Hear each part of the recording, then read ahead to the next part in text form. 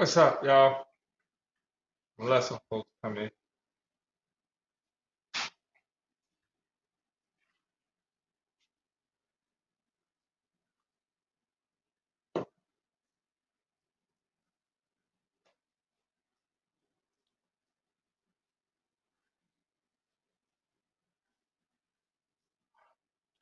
How y'all doing? How y'all doing? What's up, y'all? Peace. Okay. Omowale Adewale. Y'all on Black VegFest breakout. All right. Okay. So can't wait to get into understanding self-defense, a fighter's mindset. So I'm gonna try to actually see if there's questions, which I didn't do last time. How y'all doing? Peace. Much love to y'all. All right. Okay, we're making Hulk pancakes, vegan Hulk pancakes today. And I can't wait to get started. Let me move this out your way. All right. And if you haven't got my book, An Introduction to Veganism and Agricultural Globalism, please support Black folks who organizing on the ground, who's doing this work, who's creating and building within our community, connecting with folks. Also, support Sister Vegan. It's my book right here. Y'all familiar with Sister Vegan? How many of y'all got this book? All right. 10-year anniversary this year. Brother Vegan, edited by me. Okay, it's supposed to be coming out February. I'm gonna leave these right there. I can't get so many things right here, right in the food. Um, First things first, I want to just go into a little bit about my background. I didn't talk about that last time, but I think it's important. All right. I am training folks. Right now, it has been very, very, it's quiet. A lot of people want to train now. Y'all want to train now when the gyms are closed. So let me tell you something. Okay, we're going to get into, we got to get into the mental, the mindset. So it's not an instructional. I can't teach you essentially how to train unless it's hands on, right? Like somebody just, here. I would have to go to some of the professional coaches, folks who are experts, and find out if is that something that they're doing, which I doubt. I think normally you want to really teach somebody fighting skills, how to defend themselves in person. Okay, so it's actually pretty genuine.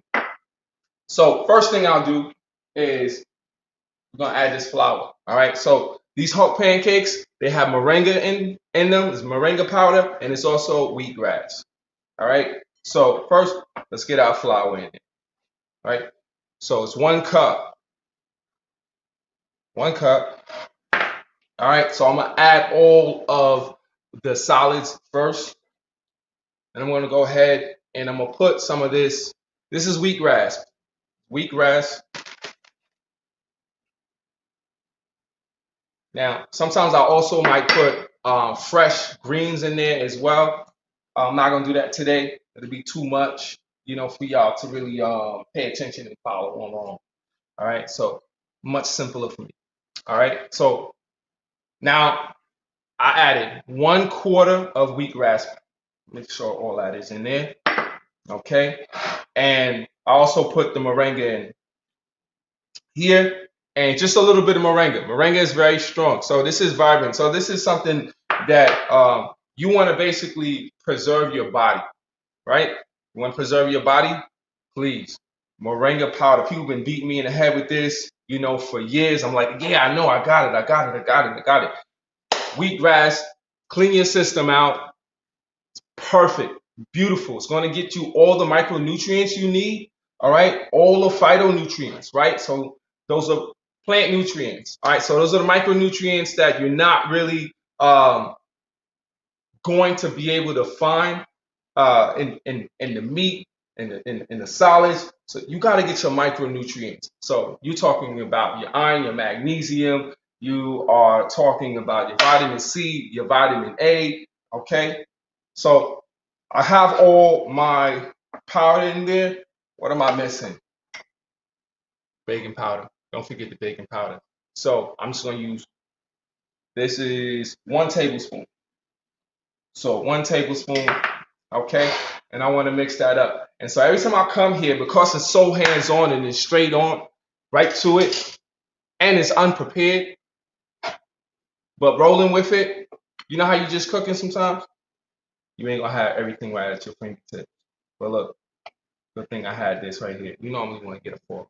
Get yourself a fork. How many people made food? This is how I used to make it all the time in Brooklyn right now.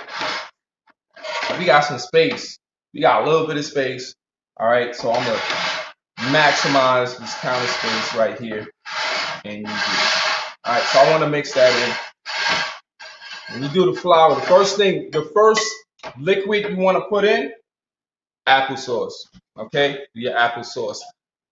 All right, so I got 2 tablespoons of applesauce. Now, if you're doing because we're doing vegan pancakes, no eggs, this is the substitute for eggs. Okay, so I'm gonna use applesauce once again. All right, instead of like your bananas, once again, you can also use a banana. So like 2 tablespoons would be great for 1 large egg. Applesauce is perfect. I think it's better than bananas. Half a banana will be an equivalent to 1 large egg. There's also chia seeds you can use with some warm water, or flax seeds that you can use with some warm water. All right, so I'm gonna mix that in right now. So I'm mixing up the solids.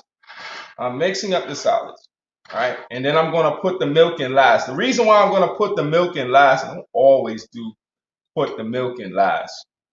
And I'm putting it in last because I'm showing you that you essentially have to be so hands-on. You know how you have to add a little bit more than or a little bit less than the recipe? Because, well, sometimes when you're trying to measure, you're off just a little bit, just like 1%, 2%, error. Okay, so put that milk in. But the milk is generally, if you're not adding other solids in, 1 cup. So I'm gonna add that 1 cup in. But I felt like it's gonna be a little tight, so I also had to compensate for the other milk, for the other solids. All right, like the wheatgrass. So basically, it's 1 to 1. So if you're making pancakes and the only thing that you're doing is essentially trying to just keep everything balanced, it's easy ratio, 1 to 1 when you are doing milk and flour. Now it's gonna be it's a little thick, right? Not too thick, but it's a little bit. This is the texture. And look, this is the color. Yes, that's why they're Hulk. Okay, they're vegan Hulk pancakes for a reason.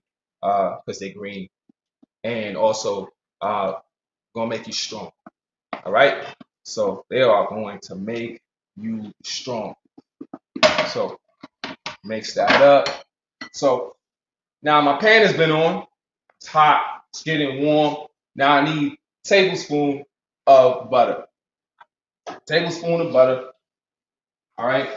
So I'm gonna go with a tablespoon of butter. All right. That's over the olive oil. And I'm gonna do them backwards.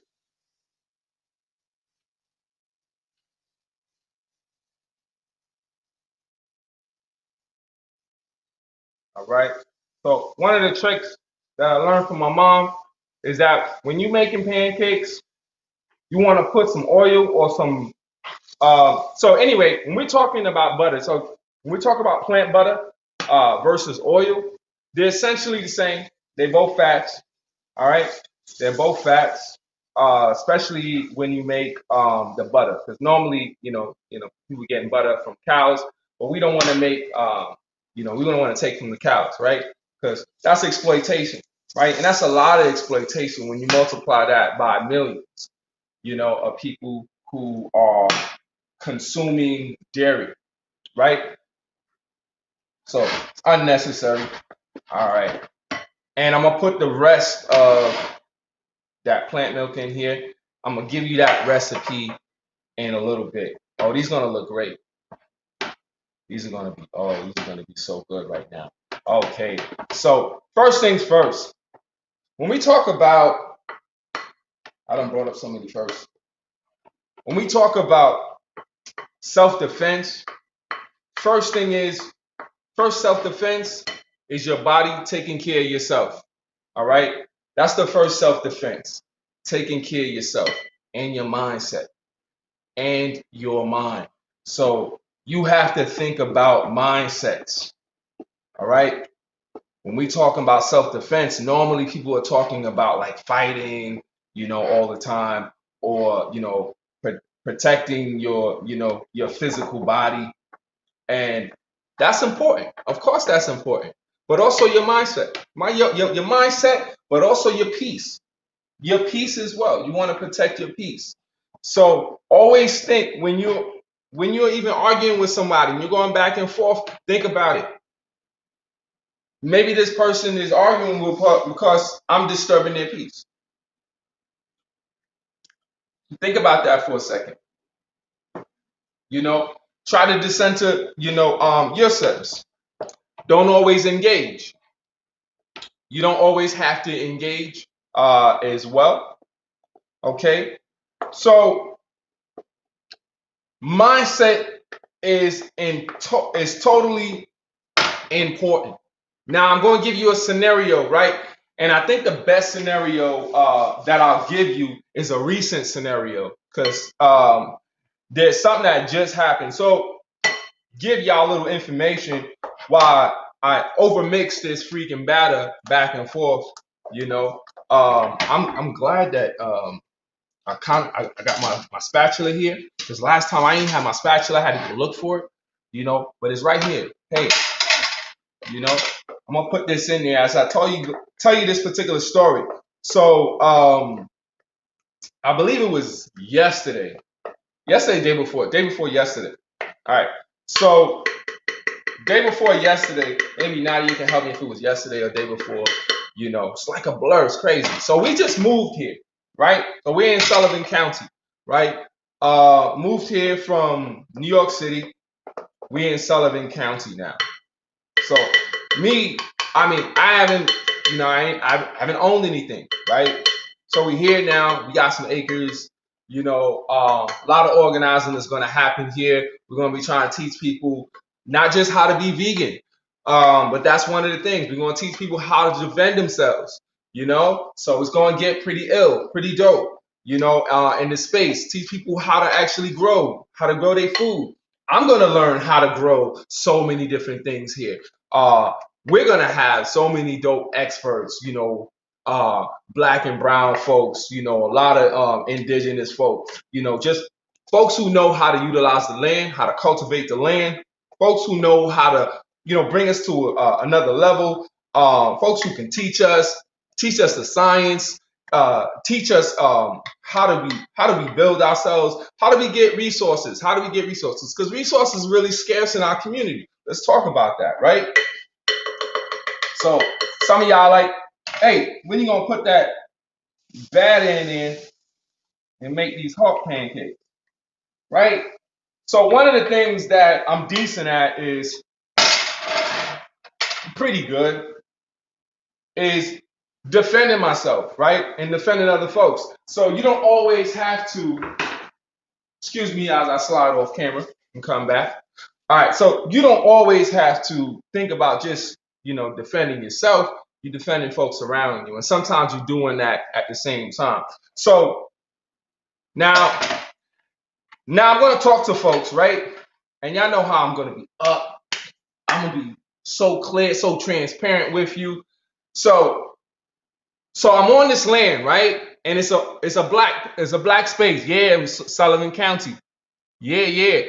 Oh, please. Oh, tell me about that. Okay. Project in Nepal. It's all about how to cultivate your own food and shelter, so you're not forced to rely on government. Yo, that's what I need more of that. A lot of studying is going to be happening here. Beautiful. Thank you. I appreciate that.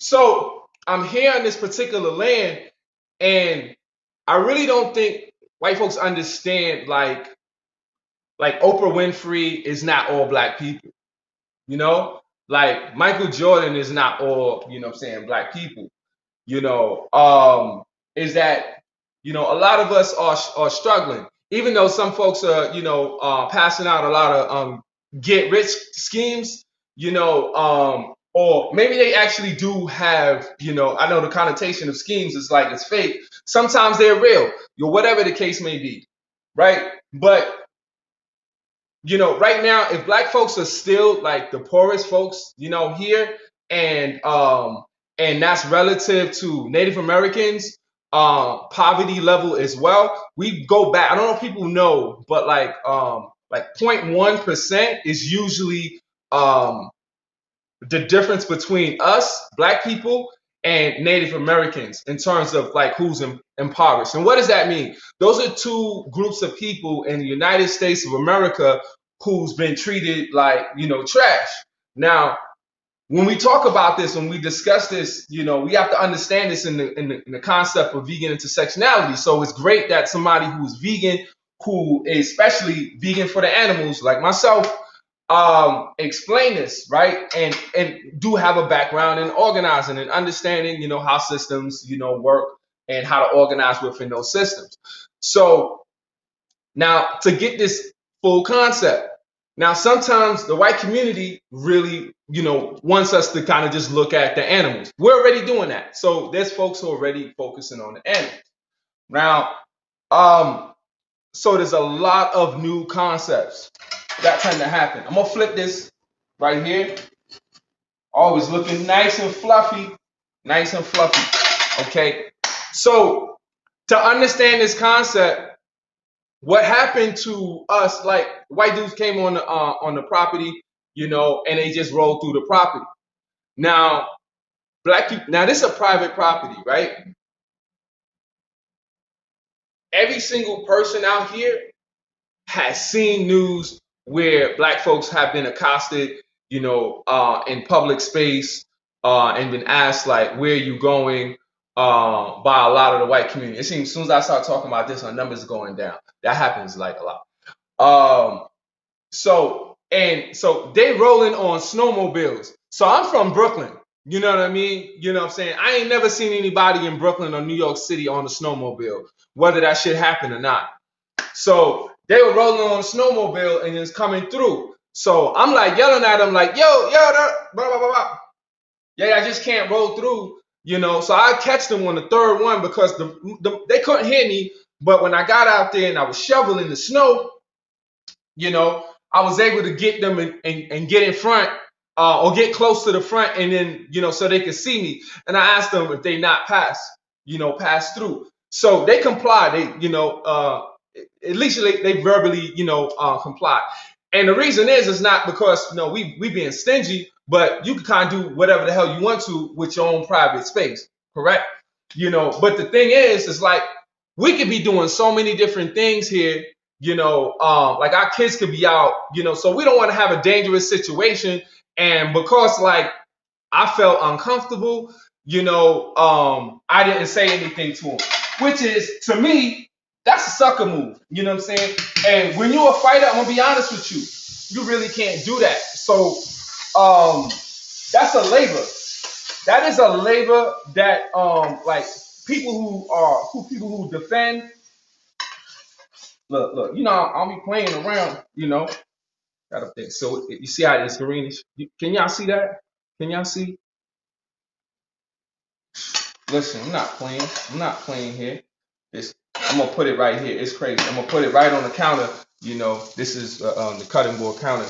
You know why? Because I'm gonna be transparent with you. Like I didn't have a plate, but I'm gonna put it on the tray, which is just a step up from being, you know, unprepared. You know, but whatever.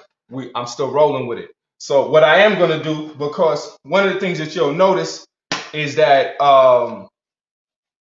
it's not as rich. Olive oil is a lot richer, you know, when you put it in, but the butter is so flavorful and so and so great, and it goes so good together, you know, that I just put the butter in there first, you know. But I'm gonna go back to the olive oil.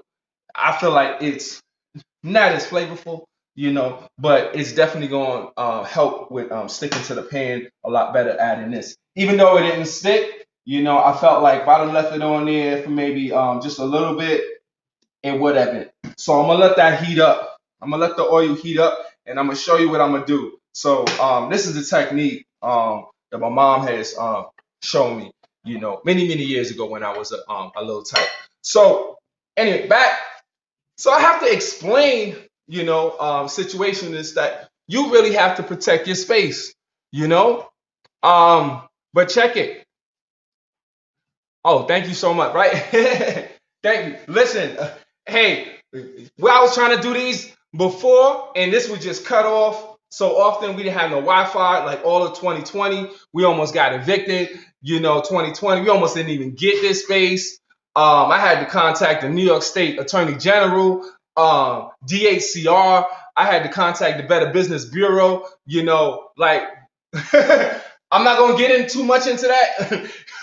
And this one right here, but 2020 was, I thought, listen, I could add that in here, because we're talking about self-defense and protecting, but I'm gonna leave that out and get back to this story.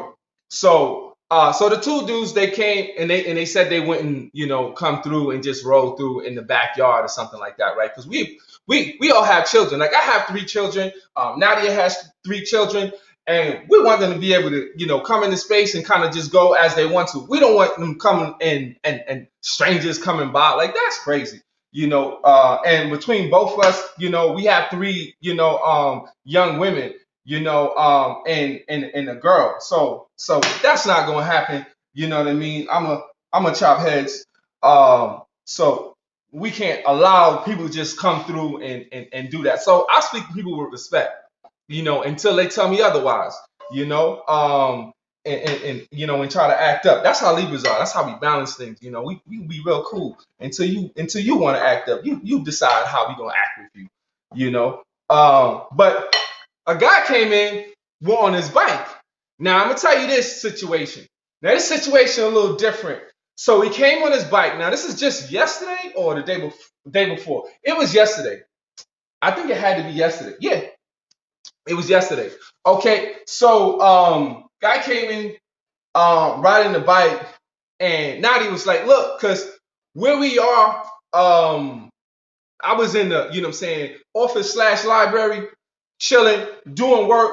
She doing work, but she could kind of see over my shoulder what was going on behind me. And so this dude is just rolling through on the trail, on the same trail, And you know what's so crazy? How many times, like white folks, just in public, once again, in the public, have been like, "Yo, like y'all can't come through this." They would be telling kids, like, "You can't come through this." You know what I'm saying? You think I'm gonna be like a safe haven for some, for some privileged white folks to just come through that I don't even know? That don't make sense. It's crazy. So I said to him, like, "Hey, this is private property," as if he didn't know. So he know people come upstate. Or they go down south, or they go to space that's rural, for the expressed reason to maintain privacy. You understand? Privacy is like space, like nobody's like right near me, like nobody is like right up on us. It's like it's space. We have a neighbor, and we even separated by like 2 football fields of a driveway. You dig? So and he know. Like not to just roll up on, like call, we might be, skinny dipping. You don't know what it is, so we want to preserve that contact in that situation for the summer. Hey, but in any case, let's be clear that he rolled through and literally he pushed back on me telling him he rolling up on my land. So I still had to keep my composure because, that's what I'm going to do. He didn't, threaten me or anything like that. I didn't feel threatened, So I had to let him know that, hey, listen, can't just have you roll through here. He said, we've been doing this for 20 years. What? He said, where y'all from? How we do things differently up here. he assumed where we came from. He might have been on point because he heard the voice, you know what I'm saying? I'm from, New York City. I'm from Brooklyn, you know what I'm saying? He heard the hood, you know what I'm saying? But he tried to push back on the hood. So I came to him and I was like, yo, my man, do you see my complexion? Because we far away. You know what I mean? He far away. So I'm yelling with the dudes on the motorbike. On the snowmobile, they couldn't hear because the motor was loud. But he on a bike. So he can hear me. But we far away, from each other. We kind of like 30 yards away, 30, 40 yards away or something like that. So we yelling, back and forth and everything. But I felt like this was a teachable moment because that's what I'm doing. But it's labor. Do you understand when I'm teaching folks and I'm not just hitting them in the face, and using that skill set that I have, that I'm teaching people, and that that's why I'm saying y'all pay me for this. You know what I mean? Because no black person is going to come on white folks' land, you know what I'm saying, to just kind of just ride a bike. You know what I mean? If that's their stranger. Nah, we think that is crazy, So what I end up doing is with this, we back and forth, put the oil in there. And so my mom would do it like that and just, swirl it around in there. So we ready for the next pancake. And I'm going to continue on with the story. All right. Because it's interesting. It's very interesting. I thought it was interesting. I was like, wow, look at this guy. I never knew that folks go upstate. I've always known because I've come up there to upstate. I know how people are about private property. So, but for him to say and explain to me that this was like culture, this was the norm, that people upstate can just roll through in your property, like that is not a problem, like that's not problematic. He was like, are you a new owner? Where's Mike? Such and such. He talking about whether I'm a new owner or anything. And when and that was before he said that they've been doing this for 20 years. So essentially I was supposed to just allow this dude to go through. I'm gonna tell y'all black folks something like this. Y'all do this and y'all allow this shit happen all the time. You know what I mean? It's not our fault. Understand what I'm saying? We don't call people on shit. You know what I'm saying? We let things fester. And you do that in your microcosms. And that's also protecting us. That's protecting your mindset. This is self-defense, for you to be able to speak up. Now, understand some of the words. So when I said to him, do you see my complexion? It wasn't a call to you know what I mean? Do you see my complexion? I'm about to flip on you. That wasn't the energy. The energy was, do you see my complexion, sir? And so what that was saying to him is that, do you feel on the flip side that I can do this, you know what I'm saying, and go up on your property? When he finished and rolled his ass out, before he was telling me he was a racer and that was his excuse and that's why I should give him a gold pass to roll through, and he telling me that he's a sculptor and that was a gold pass, you know what I'm saying, I did have in my mindset that, oh snap, Nadia is also an artist. She might want to connect with him, too. But I'm going to hold my energy on that. You know what I mean? But in any case, so when he basically was about to leave, he said, I wouldn't want anybody in my backyard, too. You know that he was literally in our backyard. I don't give a shit how big the space is. But he was right behind me. Now, see, he didn't even know who I was, the new owner. He didn't know a black person was the new owners, here, right? So think about that for a second and see if you can get my drift. Had he done seen me and didn't see Mike and seen me through the window and see me in my library in my open space, and we can hold shotguns up here, we can hold rifles up here, man. Let's say he a good dude, right? But let's say somebody else is not a good dude, and they see me and they know the last owners was dude was named Mike, so they might take it like, oh snap, what, that he would come in, or they would just take a shot, or they would basically be like, yo, what y'all doing on this particular land? How y'all get in here? So on and so forth. I heard Mike live in this place, so on and so forth. If I didn't already assert that I own the space. So do you understand the difference? And you understand that when I explained to him his privilege, the man broke down. He came back, but he did not apologize. He didn't apologize for coming on the land and also arguing the point that he wasn't to. That he should not have even came on the property in that manner. Or even if he was doing that and he thought Mike, would allow him to do that, that's fine. But now I'm talking to you and I'm saying that I'm the owner. You apologize and you go on. Now the dudes on the snowmobile, now they apologize and then they was like, oh, okay.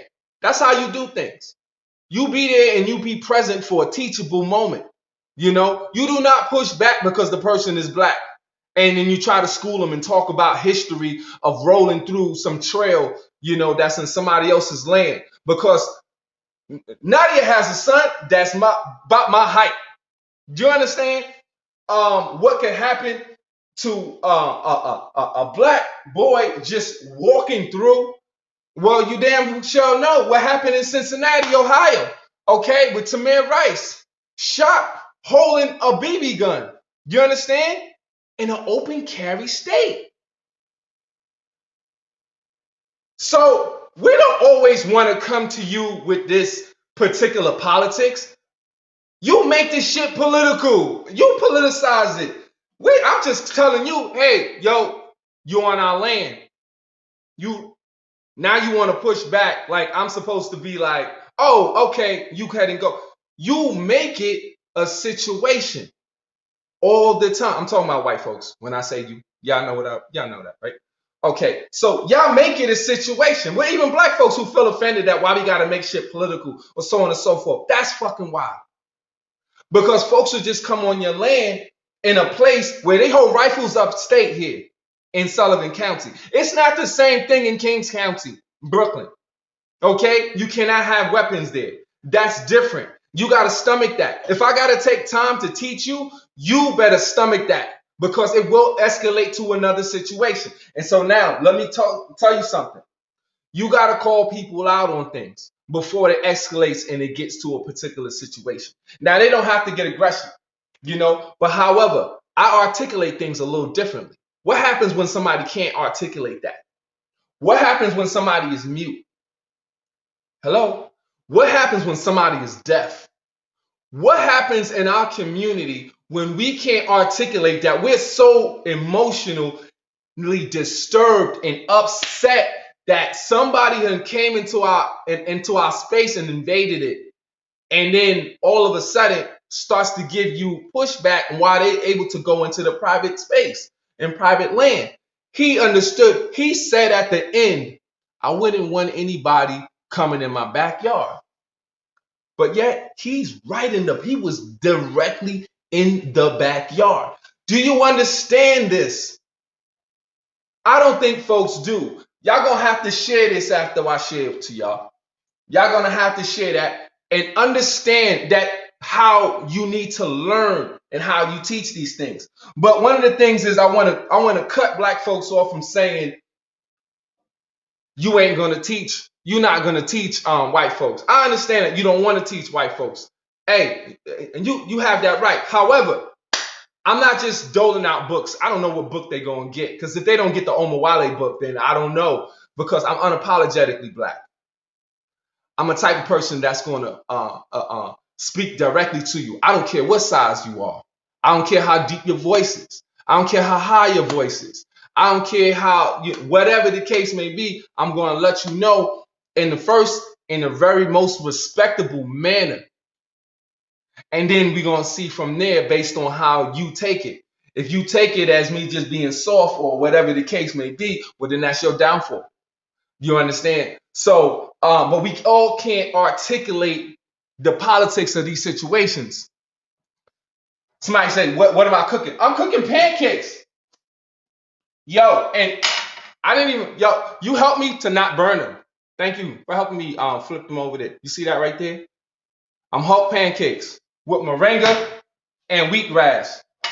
moringa and wheatgrass. Now y'all know most of the deliciousness come from that maple syrup, you know. So just make sure y'all, and the nutrients and the fullness comes from, a lot of the flour and the milk, right?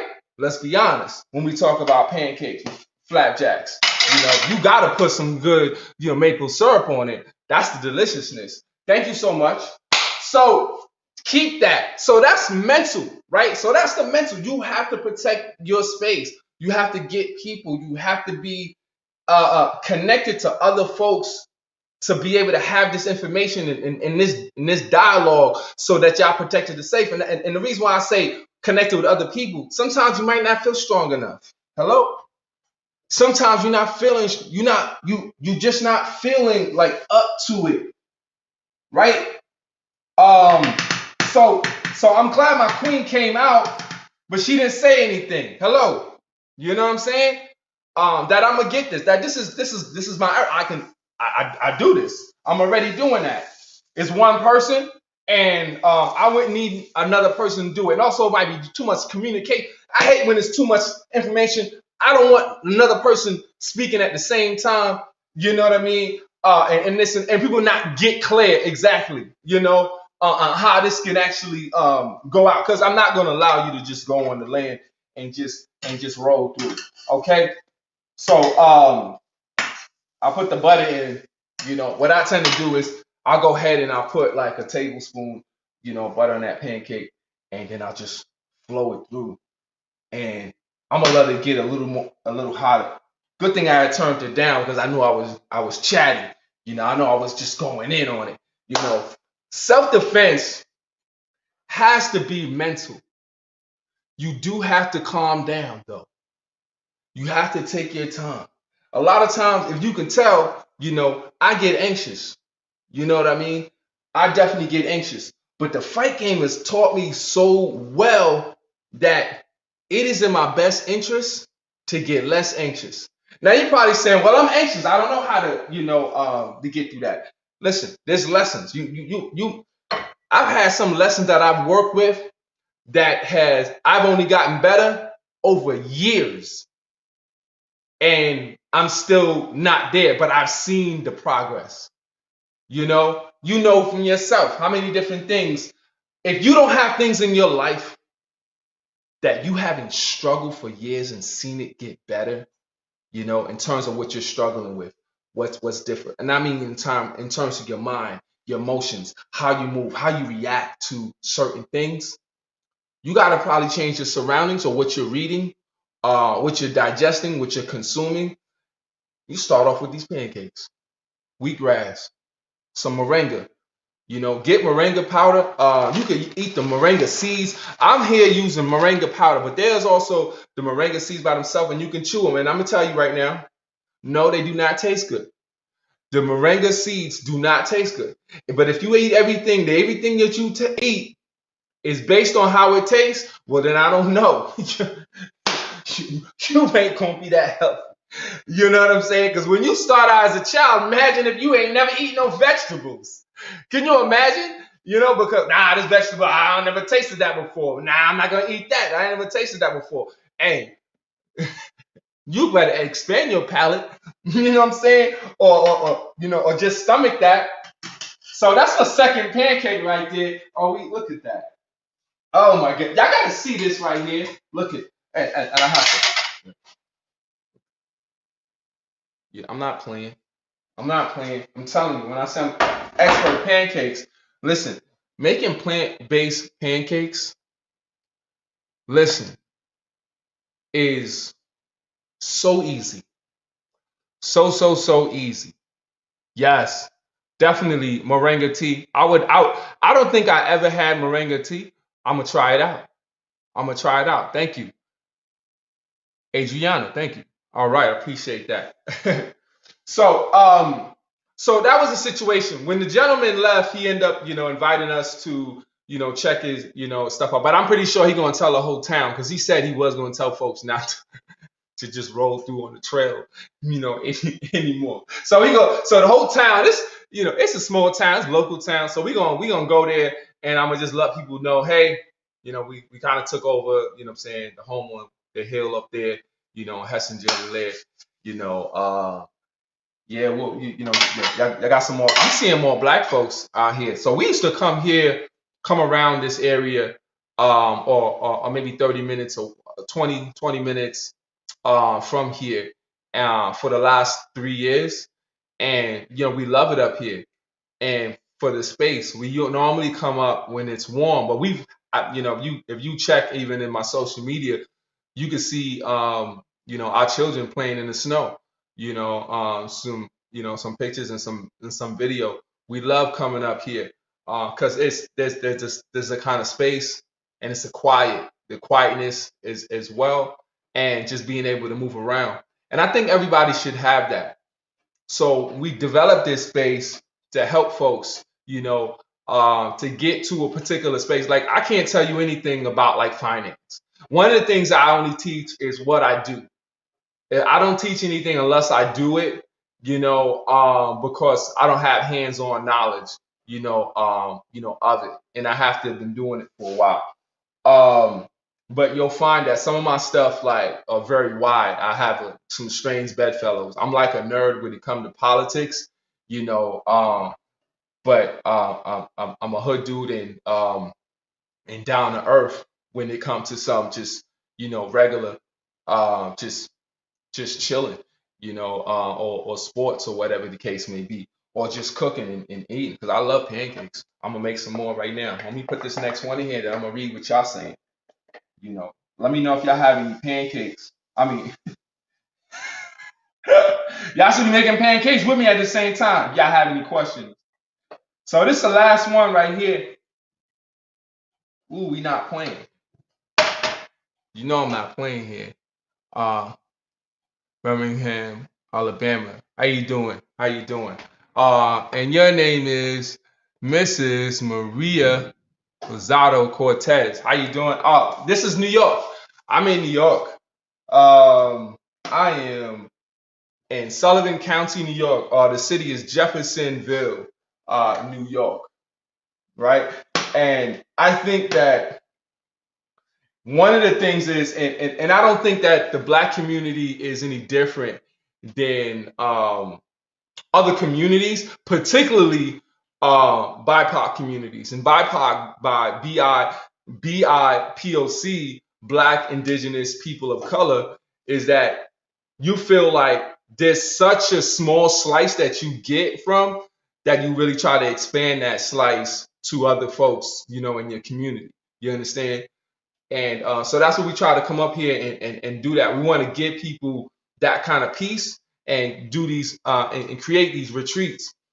And if you look back in my life and some of my background, and you'll understand that essentially we try to organize as much as possible.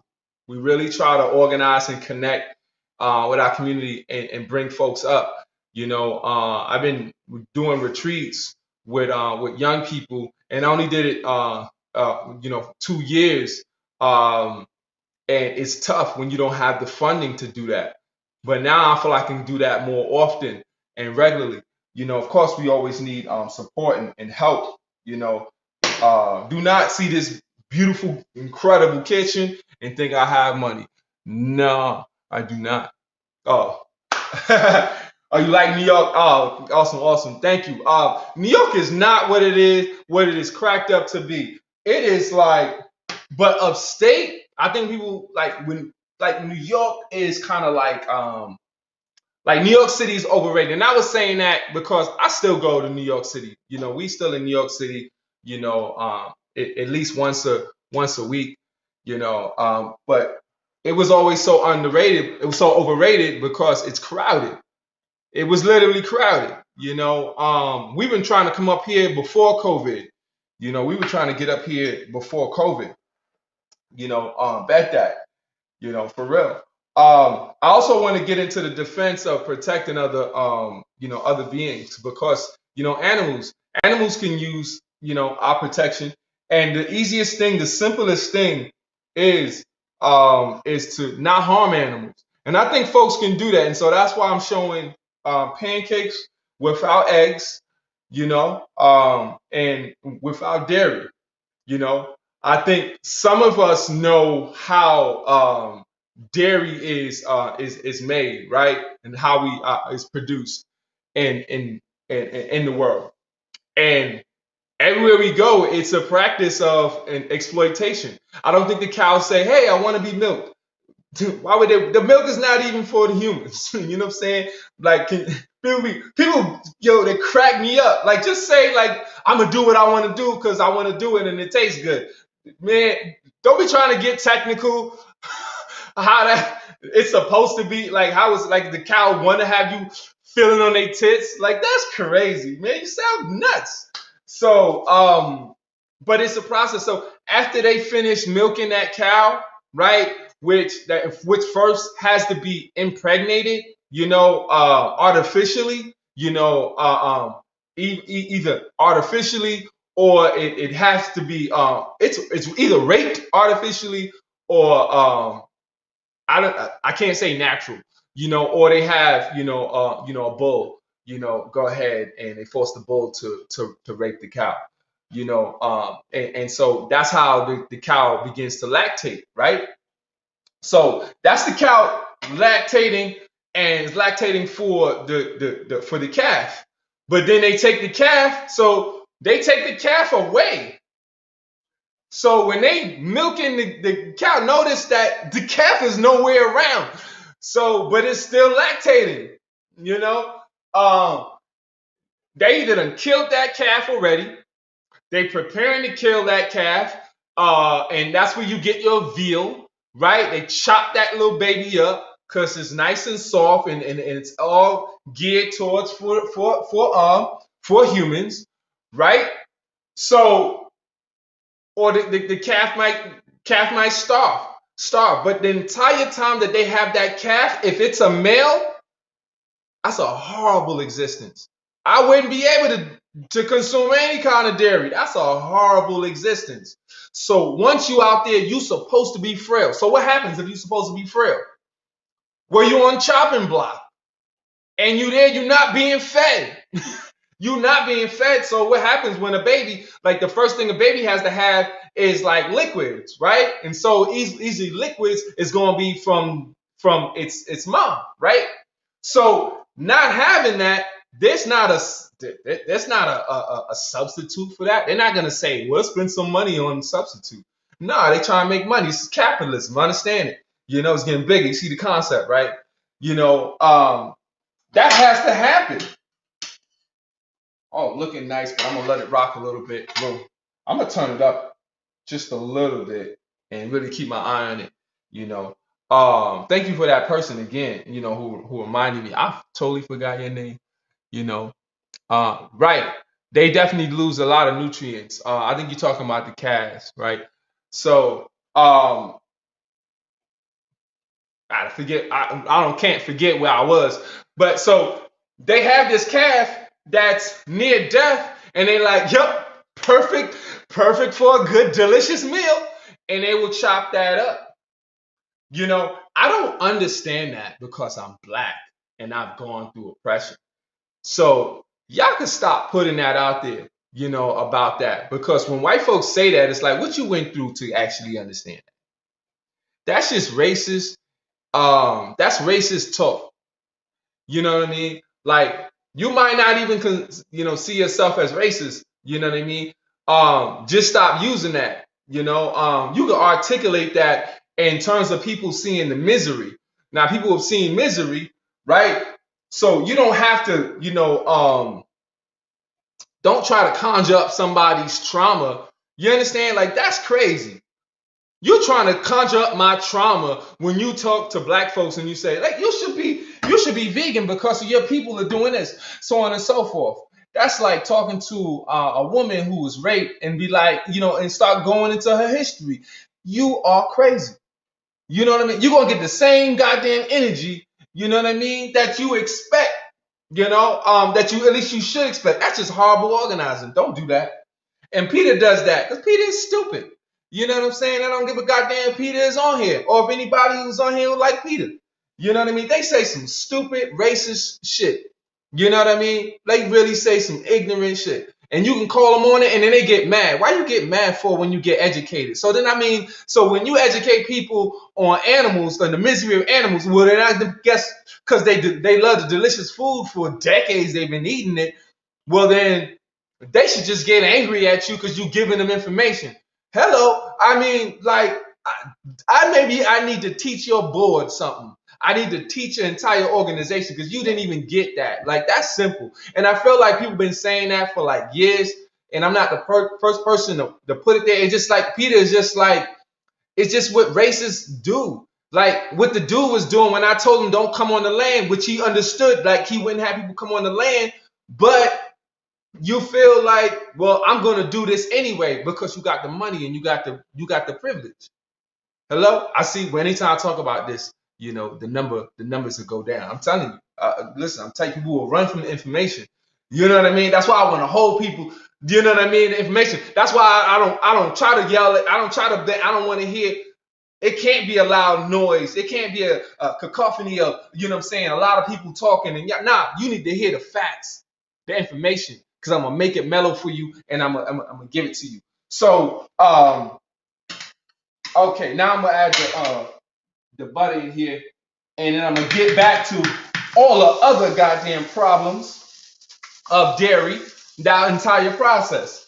Okay, so after they done removed the calf from the lactating mom that they raped, right?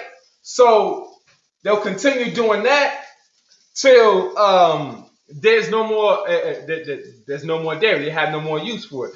It's too old. And what did they do with mom calf? What do they do with the mama calf? Well, they chopping the mama calf up. They don't thank the mama calf for the dairy. They don't say, "Well, thank you for this cheese." Because we love cheese pizza. That's the favorite food in America. Thank you so much. Well, thank you for the cow milk. They do not thank it. They chop that damn head off. They make it start from the neck. Okay, and this is capitalism. So they're going to use every single piece of that cow. Now, how do they use every single piece of that cow? Now, I'm going to miss some of these things, and y'all can just chime in on some of these things. All right? The belts. So I don't use leather belts. But if you do leather belts, this is not an attack on you. You understand? Do not feel attacked. What is wrong with you? Are you crazy or something? Now, so, because I had a leather belt before, and I said, until I got to the point, and I saw these, I'm like, well, I'm going to change that. So the first thing is I feel is the skin. They're going to get that skin. They're going to get that skin off. But of course, the most popular thing they're going to use is going to be the meat of the cow, right? And have you seen some of these cooking shows, or have you seen some of these farming, these shows or whatever the case may be, and they start talking about, oh, this part of the cow, you want to get this because this is the succulent part, and you want to get this because this is anyway. So they'll take they'll get it for your leather, your suede. They'll get that. They'll take the meat, right, and they'll chop that up. And then you're talking about the bones for the gelatin as well. Oh, thank you, Yvette, for being on. I'm glad you're learning too. Thank you. Oh wait. Oh, MSO is on. Okay, Baby Africa need to see. Baby Africa, look, Baby Africa. Okay, and I'm gonna let that heat just a little bit, maybe a few more seconds, more. And so when they use they're gonna melt down the bone, right? And they're gonna turn that into the gelatin. So always look when you see gelatin, you say that's a no-go. That's a no-go, because if we start divesting from this and in this factory farming, we start divesting, from them, we're gonna make a lot of change in the world. Because then the resources gonna start going to the plants. Now, how many times you seen? I don't know about you, but I've seen a hell of a lot of McDonald's commercials, Burger King commercials, even though people be complaining when you educating them on veganism. Like, that's just weird. Like, when have you seen, how many vegan commercials have you seen? When we have vegan commercials, it's like, oh my God, it's a vegan commercial. You know what I'm saying? But Burger King, McDonald's, KFC, Wendy's, so on and so forth. But you don't really have that many tofurkey, commercials. Really, it's any tofurkey commercials, on TV. Yeah, anyway, oh, what kind of pan? So this is, I believe it's, it might be, you know what? I don't even know. I think it's still, and then it's still. I'm not one of those chefs that's going to explain that can actually explain so much on the pan. What I will say is you want to stay away from the aluminum. That's what I will. That's what I will say. You can rock with a stainless steel, which is this is a stainless steel. What type of steel it is, I wouldn't be able to know, but it's stainless steel. That's as much as I know about that. But we can also, I mean, what's going to hurt us if we become plant-based? Better yet, vegan. And really understand animals that plight. We gotta show this to baby Africa. So hold on a second, y'all. Give me a second. I'm gonna turn the fire off and everything. We gonna hook baby Africa up right now. We got, you gotta listen. Hold on a second. We gotta go in the fridge real quick. Okay. So what I'm gonna do is I'm gonna add a little bit of blackberries. I'm gonna add a little bit of raspberries. I'm gonna put those on the top. I'm gonna pretend that I don't normally wash them.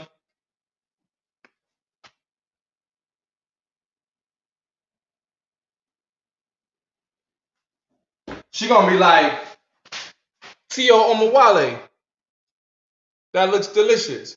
How y'all like that?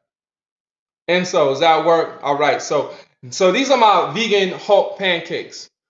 We talking about dense nutrients. Okay. These micronutrients you are going to love. All right. I'm going to make sure I give you. I mean, if you were paying attention, you definitely had this recipe, but I am going to send you the recipe, especially the blueberry pancakes, from last week.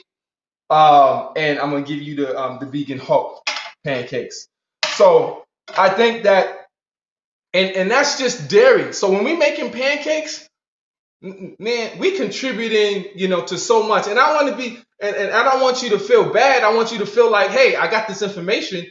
I can start making a transition. Hey, don't forget, Veganuary, is next month.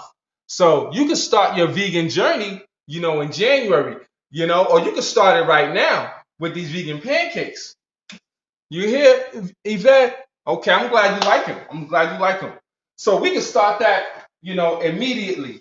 One of the great things you can do is, I'm gonna give you 2 books, and I'm gonna tell you about a third. This is my book, An Introduction to Veganism, Agriculture, Globalism. It's self-published. So when you see how awful I did it blends in. You can't really see it, too much. But I'm telling you, the information that's inside. I do citations. I told you I'm a political nerd, right? So I will use the citations, and you can go back, and I put a bibliography in the back too. It's strange. When I was going to school, man, I hated that bibliography talk and whatever the case may be. But when I started doing research, and I became, essentially a research scholar, a scholar with Marley, and Marley essentially was is part of the New York Public Library System, which is the 4th largest public library, in the world. So it's a partnership between New York Public Library, Columbia University, and NYU. And essentially, they built this program for folks who really don't have like the funding to be able to get the information and connect to the information. You really thought that you can Google everything, didn't you?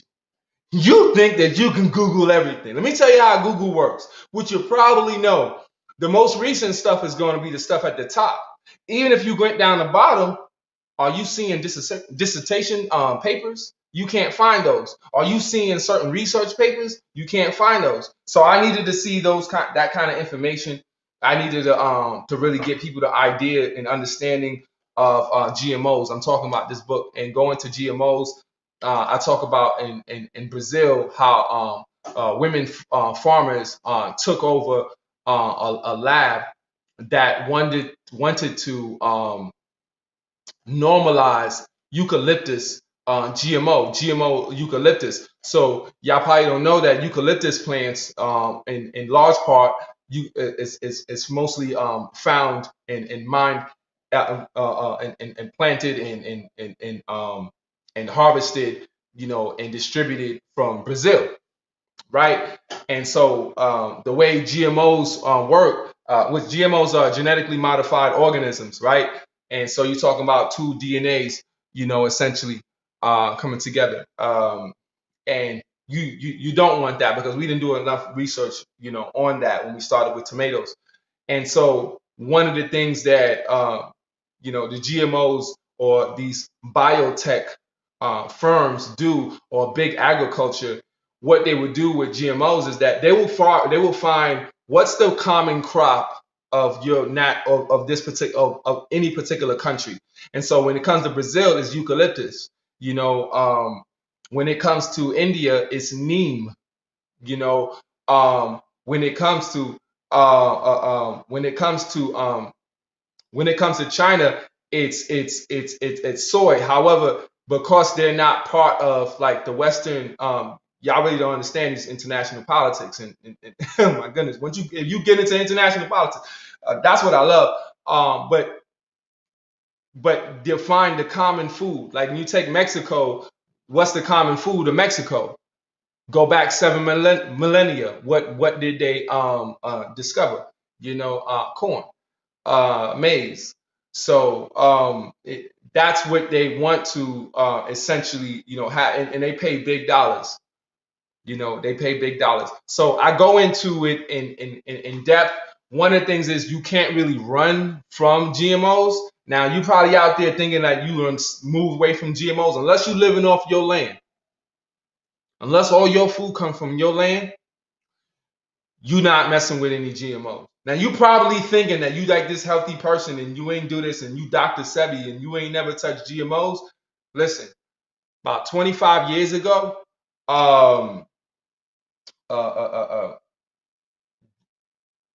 60% of the food in your supermarket in the United States of America were GMO.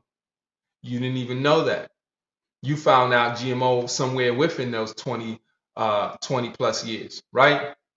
And so that's one of the things that GMOs are, they talk about it a lot more and educate people a lot more in Europe. They still will use it, and it's still just become more of a practice of labeling. Labeling is still fairly new when we talk about the span of about 5 years. Labeling is still new, labeling the food. So you never even knew it was GMO. You did not know it. You didn't even know how rampant GMOs were. I didn't even know how rampant GMOs, were, at all. So I'll go into that in another half of the book. But the purpose is not to really just target the GMO as well, but it's to really get you to understand the politics of our food. If you understand the politics of our food, then you can control it. And so if you, for instance, if you put a vegan person in government,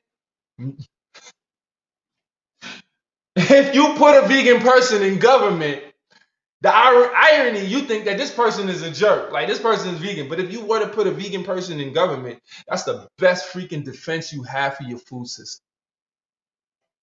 We will understand the food, because when you start on the process, on the journey, you look at it from all the perspectives. You look at it from environmental, You look at it from a healthy standpoint, and you look at it from the animals. You know, however you intersect that information, you know, that paradigm, you understand the food. You can talk to a lot of vegans, and they'll give you a lot of the same information.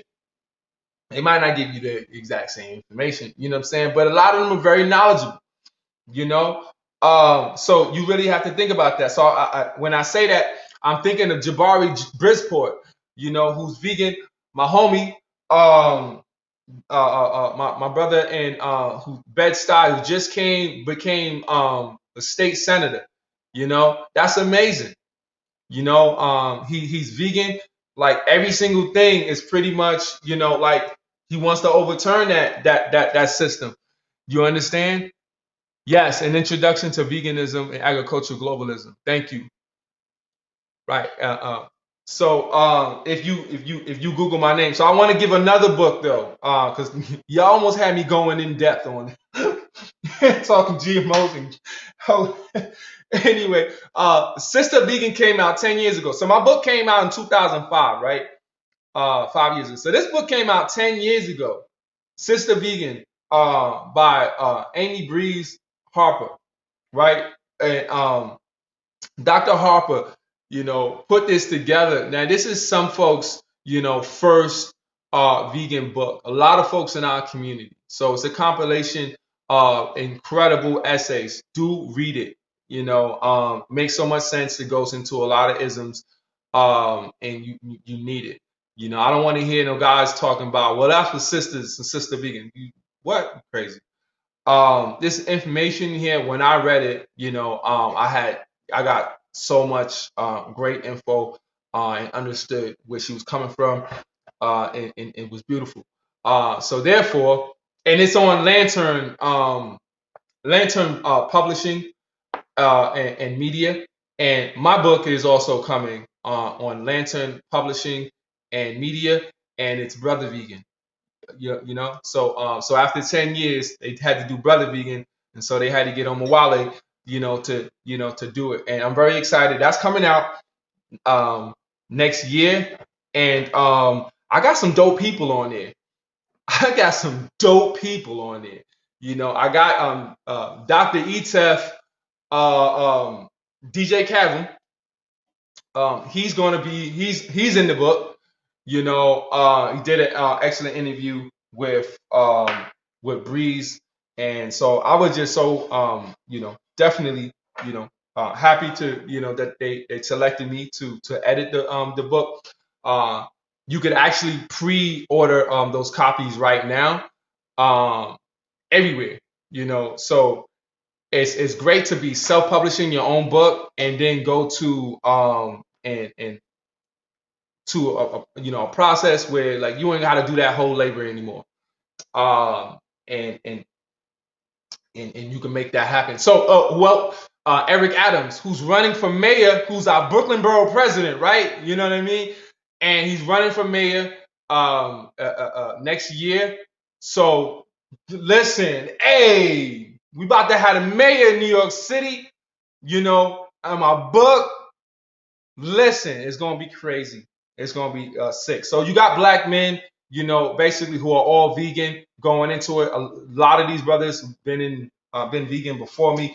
Also, uh, uh, uh, uh, who else am I forgetting? DJ, I mean Dead Prez as well. M1 and Stick, both are vegan, and they've been vegan for years as well, and they're gonna be giving their piece, on there.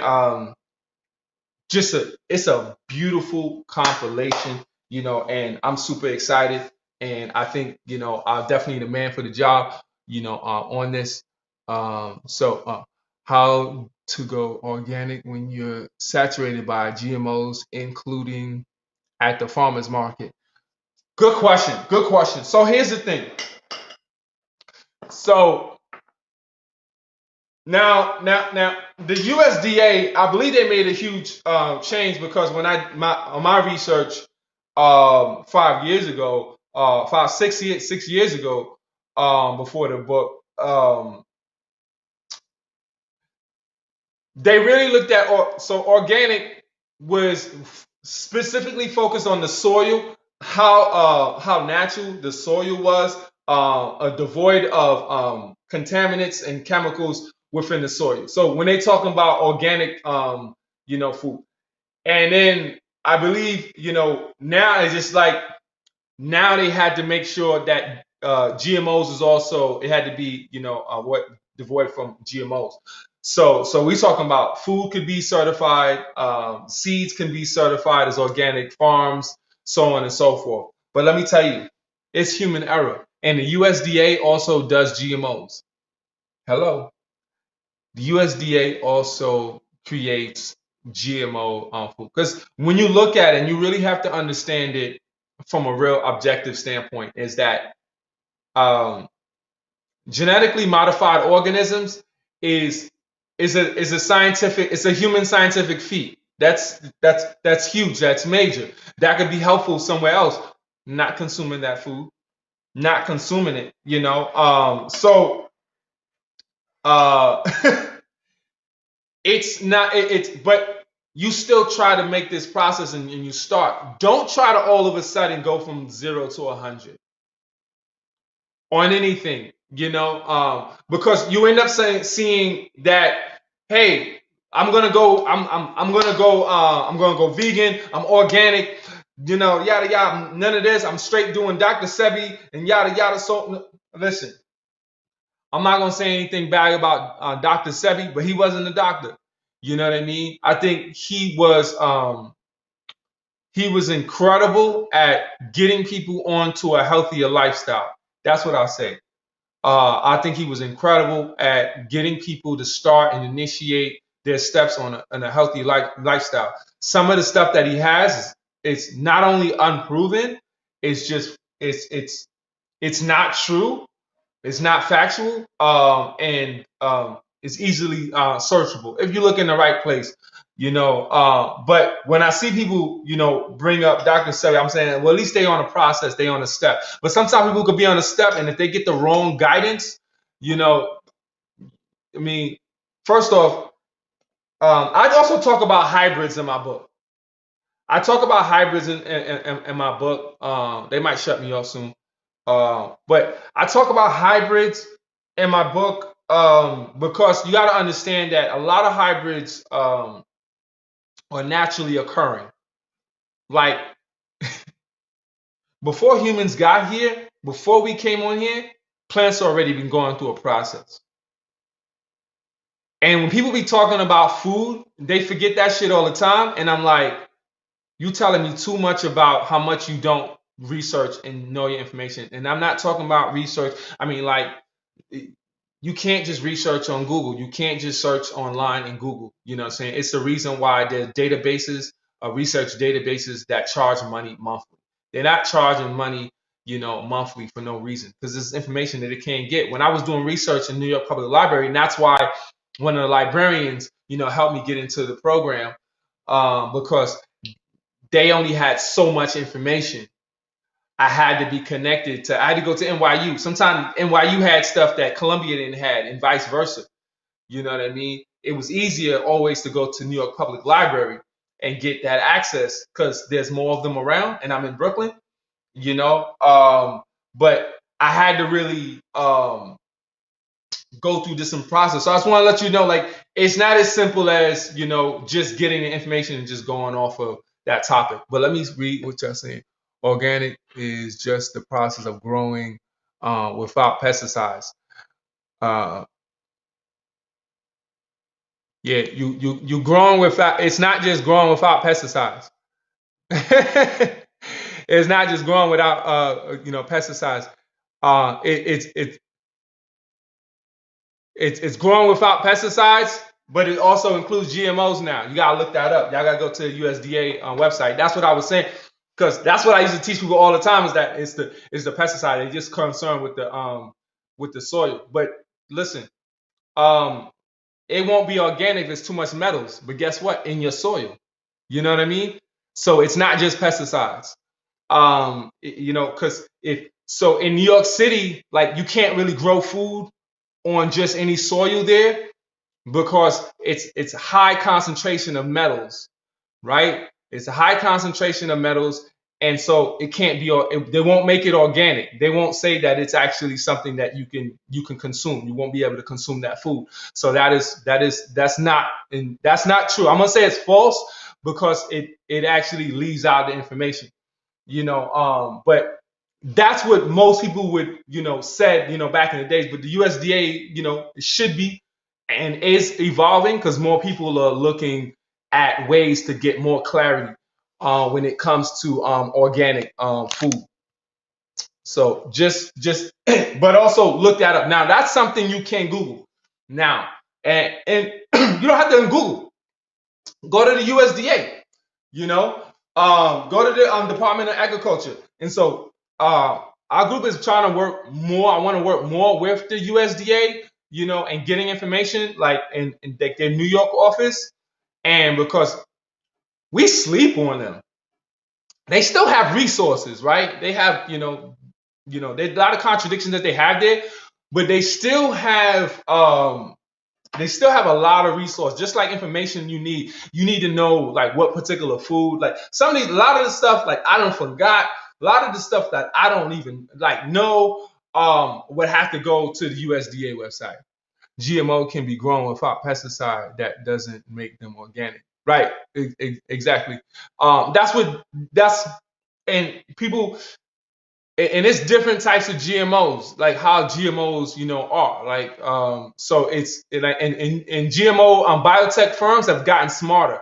Like they think you think you smart when you thinking like GMO. Well, it can't be good because it got to be good because it got seeds. But that could also be GMOs because GMOs basically the DNA they'll cross it with something where they'll be able to keep the seed on it.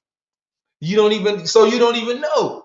You know what I'm saying? So that's why it's like you could really find out based on the number that they give you on the fruits. And I don't even do this, but I'm gonna tell you if you like take the time to go and do that. But you could take the number that they have on the fruit, man. You can find that on USDA and give you all the information. You know what I mean? Period. And then like anything like you like if you write it or you've read, you know what I mean? It might debunk everything that you said. You might blow your mind. It might blow your mind. I haven't even done it. I just know that it exists. That's what the numbers are for. And they will give you the information because when I did the book, I had to do a lot of research on the USDA. I have the top 10 biotech firms, big agriculture. I list those. I also list the top 10 foods that are have the highest concentration of protein. And guess what? Top 10, meat ain't on there. It's all plants. It's all plants. And I've also put herbs on there too. I also put herbs on there, as well. So that's the beginning. So I hope you enjoyed. I'm gonna show y'all one more time, because hey, these are the vegan hawk pancakes. I hope y'all enjoyed listening to me. I know some of y'all are just chill. I know it's COVID right now. I want to let y'all know like wear a mask. Even if you don't believe in the government, you know what I'm saying? The mask ain't gonna choke you. You know what I'm saying? The mask will not choke you. Wear a mask, and you don't have to be crazy,